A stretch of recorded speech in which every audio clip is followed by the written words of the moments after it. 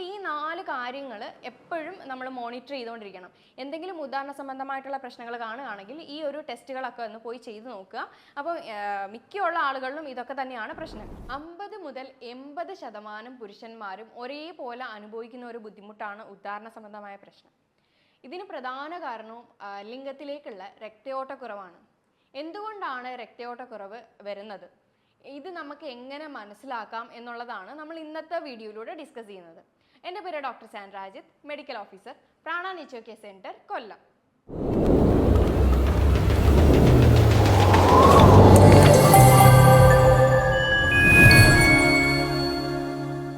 ഇന്ന് ഉദാഹരണ സംബന്ധമായിട്ടുള്ള പ്രശ്നങ്ങൾ ഒരുപാട് പുരുഷന്മാർ ഒരേപോലെ അനുഭവിക്കുന്ന ഒരു പ്രശ്നമാണ്.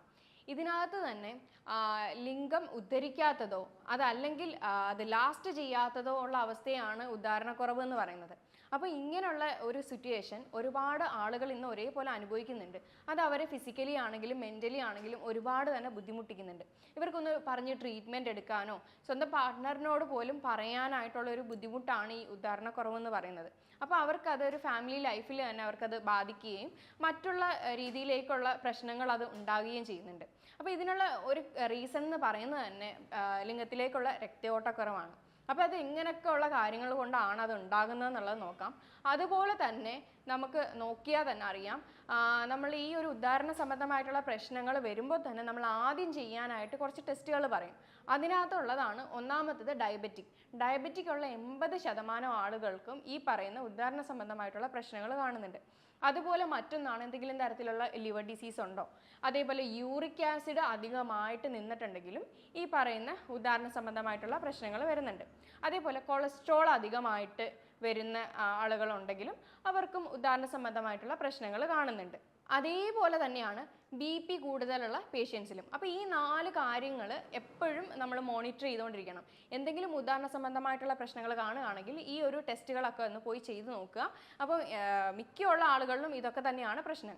ഒന്നെങ്കിൽ ഒരാൾക്ക് ഡയബറ്റിക് ആയിരിക്കും, ചില ആളുകൾക്ക് അത് യൂറിക് ആസിഡിൻ്റെ പ്രശ്നം കൊണ്ടായിരിക്കും. അപ്പോൾ ഇതൊക്കെ മെയിനായിട്ട് അവിടെ ഉദ്ദേശം എന്ന് പറയുമ്പോൾ തന്നെ ഇത് ബ്ലഡ് ഫ്ലോ കൃത്യമായിട്ട് പോകുന്നില്ല, അവിടെ ബ്ലോക്കുകൾ ഉണ്ടാക്കുന്നത്.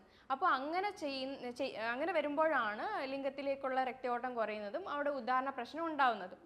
ഇപ്പോൾ ഈ ഡയബറ്റിക്കിൻ്റെ കേസ് തന്നെ എടുത്തു കഴിഞ്ഞാൽ ആദ്യം തന്നെ നമ്മൾ ചെക്ക് ചെയ്യേണ്ടത് HbA1c എന്ന് പറയുന്നൊരു ടെസ്റ്റാണ്. അതായത് ലാസ്റ്റ് ഒരു 3 മാസത്തെ ബ്ലഡിൽ ഷുഗറിൻ്റെ ആവറേജ് വാല്യൂ ആണ് നമ്മൾ ഇതിനകത്ത് നോക്കുന്നത്. അപ്പോൾ എന്തുകൊണ്ടാണ് അത് ചെക്ക് ചെയ്യാൻ പറയുന്നതെന്ന് വെച്ച് കഴിഞ്ഞാൽ ഈ ഡയബറ്റിക് എന്ന് പറയുന്ന ഒരു ഇഷ്യൂ വന്നിട്ടുണ്ടെങ്കിൽ നമ്മുടെ ഈ ഓരോ രക്തക്കുഴലിൻ്റെ ഉള്ളിലും ഓരോ എൻഡോത്തീലിയം എന്ന് പറയുന്ന ഒരു ലെയർ ഉണ്ട്. അപ്പോൾ അത് ഡാമേജ് ആയിട്ട് അവിടെ നിന്നൊരു നൈട്രിക് ഓക്സൈഡ് എന്ന് പറയുന്ന ഒരു കോമ്പൗണ്ട് ആണ് സാധാരണ ഈ ഉദാഹരണത്തിനൊക്കെ ഹെൽപ്പ് ചെയ്യുന്നത്. അപ്പോൾ അതിൻ്റെ പ്രൊഡക്ഷൻ അവിടെ കുറയുകയാണ് ചെയ്യുന്നത്. അപ്പോൾ ഇതവിടെ എൻഡോത്തീലിയത്തിൻ്റെ ലെയർ ഡാമേജ് ആയി കഴിയുമ്പോഴത്തേക്കും ഈ പറയുന്ന നൈട്രിക് ഓക്സൈഡിൻ്റെ പ്രൊഡക്ഷൻ കുറയുകയും ബ്ലഡ് ഫ്ലോ കൃത്യമായിട്ട് ലിംഗത്തിലേക്ക് പോകാതിരിക്കുകയും അവിടെ അങ്ങനെ പറയുന്ന ഉദാഹരണ പ്രശ്നം വരികയും ചെയ്യുന്നുണ്ട്. അതേപോലെ തന്നെയാണ് കൊളസ്ട്രോളിൻ്റെ കാര്യമാണെങ്കിലും. കൊളസ്ട്രോൾ ആണെങ്കിലും നമ്മൾ ഈ ലിപ്പിഡ് പ്രൊഫൈൽ നോക്കുമ്പോൾ ടോട്ടൽ കൊളസ്ട്രോളിൻ്റെ കാര്യം, അതേപോലെ ലിവർ ഫംഗ്ഷൻ ടെസ്റ്റും കാര്യങ്ങളൊക്കെ തന്നെ നമ്മൾ നോക്കണം. പിന്നെ മറ്റൊരു ടെസ്റ്റാണ് യൂറിക് ആസിഡിൻ്റെ ടെസ്റ്റ്. അതായത് കിഡ്നി ഫംഗ്ഷൻ ടെസ്റ്റ് മൊത്തത്തിൽ എടുക്കുകയാണെങ്കിൽ ക്രിയാറ്റിൻ്റെ അളവും യൂറിക് ആസിഡിൻ്റെ അളവും ഒക്കെ ഒന്ന് നോക്കുക. അപ്പോൾ ഇതും നമ്മുടെ ബ്ലഡ് ഫ്ലോ റിലേറ്റഡ് ആയിട്ട് തന്നെയാണ്. അതും അവിടെ ഡാമേജ് വരുമ്പോഴാണ്, അതായത് അവിടെ ബ്ലോക്ക് വരുമ്പോഴത്തേക്കും ലിംഗത്തിലേക്ക് കൃത്യമായിട്ടുള്ള ബ്ലഡ് ഫ്ലോ പോവുകയും ചെയ്യില്ല. അപ്പോൾ അങ്ങനെ ഉദാഹരണ പ്രശ്നങ്ങൾ വരികയും ചെയ്യും. ഇനി മറ്റുള്ള കാരണങ്ങൾ എന്തൊക്കെയാണെന്ന് വെച്ച് കഴിഞ്ഞാൽ ഇത് സ്ട്രെസ്സുമായിട്ട് ഭയങ്കര റിലേറ്റഡ് ആണ്. നമ്മുടെ മെൻ്റൽ ഹെൽത്തുമായിട്ട് ഭയങ്കരമായിട്ട് റിലേറ്റഡ് ആയിട്ടുള്ള ഒരു കാര്യമാണ് ഉദാഹരണമായിട്ടുള്ള പ്രശ്നങ്ങൾ. സൈക്കോളജിക്കൽ റിലേറ്റഡ് ആണ്. അപ്പം അങ്ങനെ ഒരു തോട്ട് ഉള്ളിലുണ്ട്. അതേപോലെ ഇങ്ങനെ ഉദാഹരണം കിട്ടില്ല എന്ന് പറഞ്ഞ് നിൽക്കുന്നവർക്കാണെങ്കിൽ ഉറപ്പായിട്ടും ഉദാഹരണം കിട്ടില്ല. കാരണം ആ ഒരു മെൻ്റൽ തോട്ടിലൂടെ പോവുകയാണെങ്കിൽ ഉറപ്പായിട്ടും ഉദാഹരണ ശേഷി കുറയുക തന്നെ ചെയ്യും. അതേപോലെ പല പോഷകങ്ങളുടെ കുറവ്, മെയിനായിട്ടും അവിടെ സപ്ലൈ ചെയ്യുന്ന നെർവ്സിൻ്റെ ഹെൽത്ത് കൃത്യമായിട്ട് വരില്ല എന്നുണ്ടെങ്കിലും ഉദാഹരണ പ്രശ്നം വരുന്നുണ്ട്. അതായത് വൈറ്റമിൻ B12-ൻ്റെയൊക്കെ കുറവ് മൂലം ഉദാഹരണ പ്രശ്നം വരുന്നുണ്ട്. ഇനി ചില മെഡിക്കേഷൻസിൻ്റെ അമിതമായിട്ടുള്ള ഉപയോഗം മൂലം, അതായത് BP-യുടെ അധികമായിട്ട് മെഡിസിൻ കഴിക്കുന്നവർക്ക്, അല്ലെങ്കിൽ ഡിപ്രഷൻ മെഡിസിൻ കഴിക്കുന്നവർക്ക്, ഇനി അതല്ലെങ്കിൽ ക്യാൻസറിൻ്റെ മെഡിക്കേഷൻസ് അങ്ങനെയൊക്കെ എടുക്കുന്നവർക്കും ഉദാഹരണ ശേഷി കുറയുന്നുണ്ട്. അതേപോലെ തന്നെ ഹോർമോണൽ ചേഞ്ചസ് വരികയാണെങ്കിൽ ഉദാഹരണശേഷി കുറയുന്നുണ്ട്. അതായത് മെയിൽ ഹോർമോൺ ആയിട്ടുള്ള ടെസ്റ്റോസ്റ്റിറോണിൻ്റെ അളവ് ശരീരത്ത് കുറവാണെങ്കിൽ ഉദാഹരണശേഷി വരുന്നുണ്ട്. അതേപോലെ അധികമായിട്ട് ആൽക്കഹോള്, സ്മോക്കിംഗ് ഒക്കെ ചെയ്യുന്ന ആളുകളിൽ, അതേപോലെ സ്ട്രെസ് അധികമായിട്ട് അനുഭവിക്കുന്ന ആളുകളിൽ. അതേപോലെ തന്നെ ഒരു ഫാക്ടറാണ് അമിതവണ്ണം. അമിതവണ്ണം ഇപ്പോൾ നമ്മൾ ആ ഒരു വെയിറ്റ് മാനേജ് ചെയ്യാതെ അധികമായിട്ട് ഭക്ഷണം എടുക്കുകയോ അല്ലെങ്കിൽ ഹോർമോണൽ ഇംബാലൻസിലോ ഒക്കെ തന്നെ അമിതവണ്ണം വരാറുണ്ട്. അപ്പോൾ അങ്ങനെയുള്ള ആളുകൾക്കും ഉദാഹരണശേഷി കുറവായിട്ട് കാണിക്കുന്നുണ്ട്. അപ്പം ബ്ലഡിൻ്റെ സർക്കുലേഷൻ കുറയുന്നതുകൊണ്ട് മാത്രമല്ല, മറ്റുള്ള കുറച്ച് കാര്യങ്ങളൂടെ ഈ ഉദാഹരണശേഷി കുറയാനായിട്ട് കാരണങ്ങളാണ്. അപ്പോൾ ഇത് സ്ട്രെസ് റിലേറ്റഡ് അല്ലെങ്കിൽ മെൻ്റലി നമ്മുടെ ആ ഒരു റിലേറ്റഡ് ആണ്, സൈക്കോളജിക്കലി റിലേറ്റഡ് ആണെന്നുണ്ടെങ്കിൽ നമുക്ക് അതിന് വേണ്ടുന്ന ട്രീറ്റ്മെൻറ്റും കാര്യങ്ങളും എടുക്കാവുന്നതാണ്. ഇപ്പോൾ എന്താണ് ഇതിൻ്റെ മെയിൻ ആയിട്ടുള്ള റീസൺ എന്ന് ആദ്യം കണ്ടുപിടിച്ചതിന് ശേഷം മാത്രം ട്രീറ്റ്മെൻറ്റ് എടുക്കുക. അങ്ങനെയാണെങ്കിൽ നമുക്കിത് തുടക്കത്തിൽ തന്നെ കണ്ടുപിടിച്ച് കഴിഞ്ഞാൽ അതിൻ്റെ ഒരു ട്രീറ്റ്മെൻറ്റും കാര്യങ്ങളൊക്കെ പോയി കഴിഞ്ഞാൽ കൃത്യമായിട്ട് നമുക്കത് പഴയ രീതിയിലേക്ക് തന്നെ കൊണ്ടുവരാനായിട്ട് കഴിയും. ഇനി ഇതുമൂലം ഉണ്ടാകുന്ന ഫാമിലി ഇഷ്യൂസും കാര്യങ്ങളൊക്കെ ആണെങ്കിൽ അതൊരു കൗൺസിലിംഗ് രീതിയിൽ എടുക്കാവുന്നതാണ്. ഇനി അതുപോലെ ഒബേസിറ്റി കാരണമാണ് ഉണ്ടാവുന്നതെങ്കിൽ നമ്മളത് മാനേജ് ചെയ്ത് കൊണ്ടുവരേണ്ടതാണ്. ഇനി അതല്ല, ഡയബറ്റിക്, അതേപോലെ കൊളസ്ട്രോള്, BP-യുടെ പ്രശ്നം, യൂറിക് ആസിഡിൻ്റെ പ്രശ്നം, ഇതൊക്കെ ഉണ്ടെങ്കിൽ ഇതൊന്ന് ആദ്യം മാനേജ് ചെയ്തുകൊണ്ട് വരിക. എന്നിട്ട് ഉദാഹരണ സംബന്ധമായിട്ടുള്ള പ്രശ്നത്തിന് ട്രീറ്റ് ചെയ്യുക. അതിനനുസരിച്ചുള്ള ഭക്ഷണങ്ങളും കാര്യങ്ങളും കഴിച്ചാൽ തന്നെ ഉദാഹരണം നമുക്ക് ലഭിക്കുന്നതാണ്.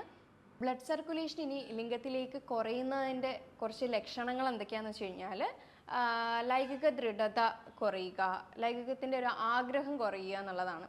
അതേപോലെ മോർണിംഗ് ഇറക്ഷൻ കിട്ടാതെ ആവുക, പെനിസ് പതിവിലും അധികം ക്ഷീണിതമാവുക. അപ്പോൾ ഇങ്ങനെയൊക്കെ എന്തെങ്കിലും കണ്ടു കഴിഞ്ഞാൽ ഉറപ്പായിട്ടും അത് ബ്ലഡ് സർക്കുലേഷൻ കുറയുന്നത് കൊണ്ടായിരിക്കാം. അപ്പോൾ അതിൻ്റെ കാരണം എന്താണെന്നുള്ളത് കണ്ടെത്തി ട്രീറ്റ് ചെയ്യുകയാണെങ്കിൽ നമുക്കത് കൃത്യമായിട്ട് തന്നെ മാറ്റാനായിട്ട് കഴിയും.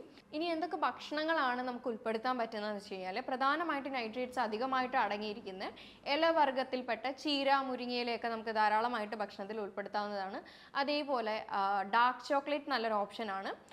പിന്നെ ഫ്രൂട്ട്സും വെജിറ്റബിൾസും ഒക്കെ നോക്കുകയാണെങ്കിൽ കൂടുതലും വാട്ടർ കണ്ടന്റ് അടങ്ങിയിട്ടുള്ള ഭക്ഷണങ്ങളുണ്ടല്ലോ, വാട്ടർമെലൺ, കുക്കുംബർ, ആഷ്ഗോട്ട് ജ്യൂസ്, അതേപോലെ കുമ്പളങ്ങ, വെള്ളക്കുമ്പളങ്ങ, ചാരക്കുമ്പളങ്ങ, ഇതൊക്കെ ഉൾപ്പെടുത്താവുന്നതാണ്. ലെമൺ, ജിഞ്ചർ, ഓറഞ്ച്, പിന്നെ അതേപോലെ ബീട്രൂട്ട്, പൊമഗ്രാനേറ്റ്, പപ്പായ, അതേപോലെ തന്നെ ഗാർലിക്, ഓട്സ്, നട്ട്സ്, തവിടുള്ള അരികൾ, പിസ്താഷ്യോസ്, പിന്നെ അത്തിപ്പഴം, ഇതൊക്കെ കൂടുതലും ഭക്ഷണത്തിൽ ഉൾപ്പെടുത്തുക.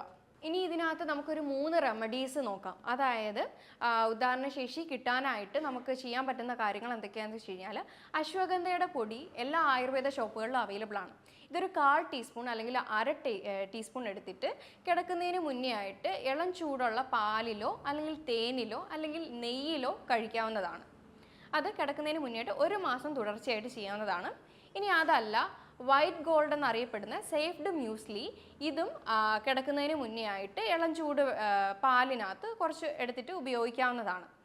ഇനി 3ാമത്തെ റെമഡിയാണ് നട്ട്മെഗ്, അതായത് ജാതിക്കയുടെ പൊടിയും കുറച്ച് പൗഡർ ഫോമിൽ അവൈലബിൾ ആണ്. അപ്പോൾ അതും എടുത്തിട്ട് ബിഫോർ ബെഡ്, അതായത് കിടക്കുന്നതിന് മുന്നേ ആയിട്ട് വാം മിൽക്കിൽ കഴിക്കാവുന്നതാണ്. ഈ 3 റെമഡിയും മാറി മാറി ചെയ്ത് നോക്കാവുന്നതാണ്. അതേപോലെ ഫ്രൂട്ട്സിൻ്റെ കേസ് വരികയാണെങ്കിൽ വാട്ടർമെലണും ആഷ്ഗോർഡും ഒക്കെ മാറി മാറി ഉപയോഗിക്കാവുന്നതാണ്. ഇതൊക്കെ നാച്ചുറൽ വയാഗ്രൽ എഫക്റ്റ് തരുന്ന ഭക്ഷണങ്ങളാണ്. അപ്പോൾ കൂടുതലും സ്വന്തം ഇഷ്ടപ്രകാരം പോയിട്ട് പുറത്തുനിന്ന് വയാഗ്രൽ എഫക്റ്റ് ഉള്ള ടാബ്ലറ്റ്സ് എടുക്കുന്ന ആളുകളാണ് പലരും. അപ്പോൾ അത് പലർക്കും ഉദാഹരണം എന്നാൽ കിട്ടുന്നുമില്ല. ചിലപ്പോൾ ആ ഒരു സമയത്തേക്ക് മാത്രമായിരിക്കും കിട്ടുന്നത്. അപ്പോൾ അത് ആരോഗ്യ പ്രശ്നങ്ങൾ ഭാവിയിലേക്ക് ഉണ്ടാകും. ആദ്യം എടുക്കുന്ന രീതിയിലായിരിക്കില്ല. ആദ്യം എടുക്കുമ്പോൾ ചിലപ്പോൾ ഉദാഹരണമൊക്കെ കിട്ടുമായിരിക്കാം, പക്ഷെ ഭാവിയിലേക്ക് പോകെ പിന്നെ അതെടുത്താലും ഉദാഹരണം കിട്ടാത്തൊരവസ്ഥയിലേക്ക് വരും. അതുകൊണ്ട് ആദ്യം തന്നെ ഇങ്ങനത്തെ എന്തെങ്കിലും സിറ്റുവേഷൻ കണ്ടു കഴിഞ്ഞാൽ ഒരു ഗൈഡൻസിൽ തന്നെ അതൊരു ട്രീറ്റ് ചെയ്യാൻ വേണ്ടിയിട്ട് ശ്രദ്ധിക്കുക.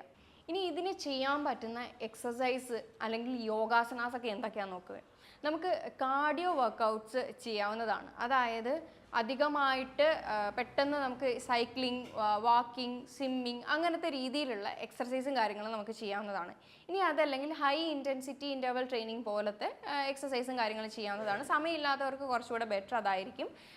മറ്റേ ഹൃദയ സംബന്ധമായിട്ടുള്ള രോഗങ്ങളൊക്കെ ഉള്ളവരാണെങ്കിൽ ഉറപ്പായിട്ടും ഒരു ഗൈഡൻസിൽ മാത്രമേ അത് ചെയ്യാൻ പാടുള്ളൂ.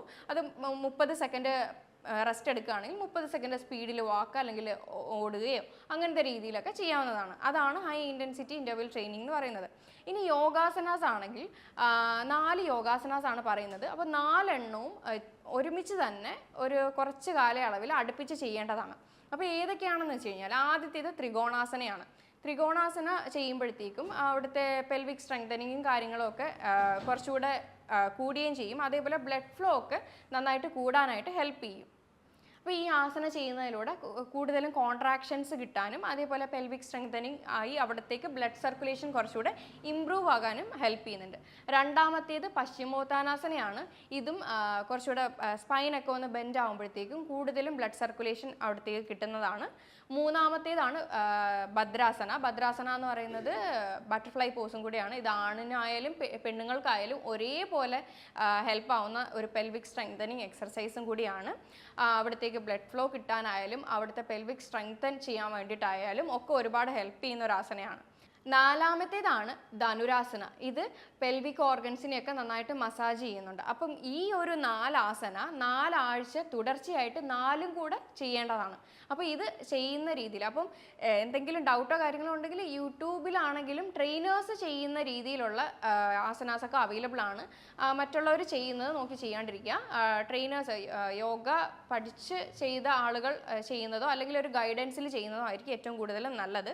അത് ഒരു 4 ആഴ്ച കണ്ടിന്യൂസ് ആയിട്ട് ചെയ്യേണ്ടതാണ്. പിന്നെ മറ്റൊന്നാണ് പെൽവിക് സ്ട്രെങ്തനിങ് ആയിട്ടുള്ള കീഗൽ എക്സർസൈസ്. ഇത് ചെയ്യുന്നിടത്തോളം അവിടുത്തെ മസിൽസ് ആയാലും നെർവ്സ് ആയാലും ഒക്കെ സ്ട്രെങ്തൻ ആയിട്ട് നല്ലൊരു ഉദാഹരണം കിട്ടാനായിട്ട് ഇത് ഹെൽപ്പ് ചെയ്യുന്നുണ്ട്. ഇനി സ്ട്രെസ്സ് കാരണമാണ് ഈ പറയുന്ന ഉദാഹരണ പ്രശ്നം വരുന്നതെങ്കിൽ അത് പ്രാണായാമയിലൂടെ തന്നെ മാറ്റാവുന്നതാണ്. പ്രാണായാമ അതേപോലെ മെഡിറ്റേഷൻ ടെക്നിക്സും കൂടെ ഒക്കെ നോക്കുക. അതായത് അനുലോമ വിലോമ pranayama, Kapalbhati pranayama, alternate nostril breathing ആണ് ഈ അനുലോമ വിലോമ എന്നുകൊണ്ട് ഉദ്ദേശിക്കുന്നത്. ഇതൊക്കെ ഒരു ഗൈഡൻസിൽ തന്നെ ചെയ്യുന്നതാണ് കുറച്ചുകൂടെ നല്ലത്. യുണീക്ക് ആയിട്ടുള്ള ഒരു ടെക്നിക്കാണ് നിഷ്പന്ദ ഭാവ. ഇതൊരു ടൈപ്പ് ഓഫ് മെഡിറ്റേഷൻ ആണ്. ഇതെങ്ങനെ ചെയ്യേണ്ടതെന്ന് വെച്ച് കഴിഞ്ഞാൽ ഒരു കാമായിട്ടുള്ള ഒരിടത്തിരിക്കുക. ബാക്ക് സപ്പോർട്ട് കൂടി ഇരുന്ന് കഴിഞ്ഞാൽ ഏറ്റവും നല്ലതാണ്. കണ്ണടച്ച് സ്വസ്ഥമായിട്ടൊരു സ്ഥലത്തേക്ക് ഇരിക്കുക. മറ്റുള്ള ഫീലിങ്സോ ഇമോഷൻസോ ഒന്നും പാടില്ല. ചുറ്റിനുള്ള സൗണ്ട് മാത്രം ശ്രദ്ധിക്കുക. ഇത് കുറച്ച് നേരം അങ്ങനെ ചെയ്തുകൊണ്ടിരിക്കുമ്പോൾ തന്നെ നമ്മുടെ നെർവസ് സിസ്റ്റം, അതായത് നാഡീവ്യവസ്ഥ ഒന്ന് നോർമൽ ആകാനും ഓട്ടോമാറ്റിക്കലി അതൊന്ന് കറക്റ്റ് ആകാനും ഇത് ഹെൽപ്പ് ചെയ്യുന്നുണ്ട്. അപ്പോൾ ഈ ഒരു ടെക്നിക്ക് ചെയ്യുന്നതിലൂടെ ഒരുപാട് നമുക്ക് മാറ്റങ്ങൾ കണ്ടുവരുന്നുണ്ട്. അപ്പോൾ ഇതും നമുക്ക് വീട്ടിൽ തന്നെ ട്രൈ ചെയ്യാവുന്നതാണ്. അതേപോലെ കൃത്യമായിട്ടുള്ള എക്സർസൈസും കൃത്യമായിട്ടുള്ള ഒരു ഡയറ്റും സപ്ലിമെൻ്റ് ആവശ്യമാണെങ്കിൽ അതും കൂടെ എടുത്തു കഴിഞ്ഞാൽ നമുക്ക് ഈ ഒരു പ്രശ്നം തുടക്കത്തിൽ തന്നെ കണ്ടുപിടിച്ചാൽ അത് മാറ്റാവുന്നതേ ഉള്ളൂ. ട്രീറ്റ്മെൻറ്റ് പിന്നെ എടുക്കുന്ന സമയത്ത് ട്രീറ്റ്മെൻറ്റ് വേണ്ട രീതിയിൽ തന്നെ എടുക്കുക. ഒരു ഗൈഡൻസിൽ അണ്ടറിൽ തന്നെ എടുക്കാൻ നോക്കുക. പിന്നെ എന്തെങ്കിലും മറ്റേ സ്ട്രെസ് റിലേറ്റഡ് ഒക്കെ ആണെങ്കിൽ നമുക്ക് ഈ പറയുന്ന മെഡിറ്റേഷനും കാര്യങ്ങളൊക്കെ കൊണ്ട് തന്നെ നമുക്ക് നോർമലാക്കാൻ കഴിയും. അതുപോലെ തന്നെ ഇൻ്റർമീഡിയറ്റ് ഫാസ്റ്റിംഗ് ഇതിനെ ഒരുപാട് തരത്തിൽ ഹെൽപ്പ് ചെയ്യുന്നുണ്ട്. അത് പല രീതിയിൽ പല ആളുകൾക്ക് ഡിഫറെൻ്റ് ആണ്. എല്ലാവർക്കും ഒരേ രീതിയിലായിരിക്കില്ല ഇൻ്റർമീഡിയറ്റ് ഫാസ്റ്റിങ്ങിൻ്റെ ടൈമും കാര്യങ്ങളൊക്കെ പറയുന്നത്. അപ്പോൾ അതും കൂടെ ഒരു ഗൈഡൻസിൽ തന്നെ എടുക്കാനായിട്ട് നോക്കുക. പിന്നെ ഒരുപാട് തരത്തിലുള്ള ഷുഗറി ഐറ്റംസും കാര്യങ്ങളൊക്കെ ഒന്ന് അവോയ്ഡ് ചെയ്യുക. അതായത് പുറത്തുനിന്നുള്ള ഒരുപാട് ഫ്രൈഡ് ജങ്ക് ഐറ്റംസും കാര്യങ്ങളൊക്കെയും അവോയ്ഡ് ചെയ്തുകൊണ്ട് തന്നെ ഒരു ട്രീറ്റ്മെൻറ്റ് പ്രൊസീജിയറിലേക്ക് തന്നെ വരിക. അപ്പോൾ നമുക്ക് ഈ പറഞ്ഞ കാര്യങ്ങളിൽ എന്തെങ്കിലും ഡൗട്ട് ഉണ്ടെങ്കിൽ താഴെ തന്നിരിക്കുന്ന നമ്പറിൽ കോൺടാക്ട് ചെയ്യാവുന്നതാണ്. ഇനി മറ്റൊരു ഹെൽത്ത് ടോപ്പിക്കുമായിട്ട് വീണ്ടും കാണാം. താങ്ക്